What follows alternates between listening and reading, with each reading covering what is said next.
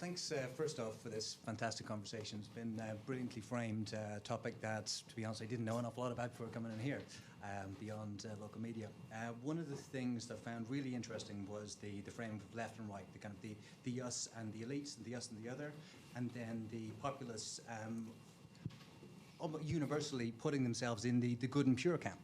Now, I come from a kind of climate background, and that to me doesn't quite fit. Like, how do the populists, who almost unilaterally are anti-making movements against climate change, very kind of much supportive of oil and gas industries, how does that frame with either the elites, the other, or the good and pure?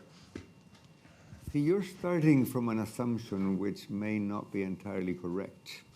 You're starting from an assumption that the populists' claim to being the people's representative is based on some fact or some congruence.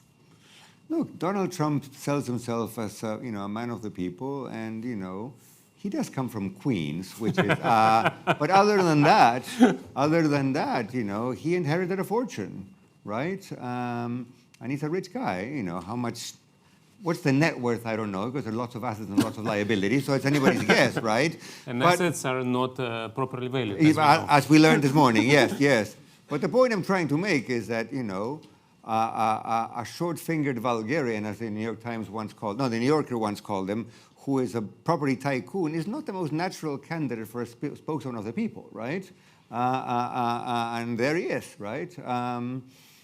So the notion that the only spokesman for the people is somebody who rose from below is, nice and romantic, but it doesn't work that way. I mean, go around the world, and most of the people who are populist leaders have very few in their CVs that would make them, spokesmen for, the people, but there they are. Sometimes they're there because they personify resentment.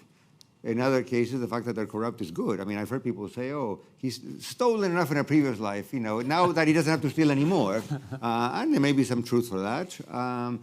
Of course, in some cases, they're there because there is some ethnic divide, and they're kind of, from one group, and they will put their big foot on the other group.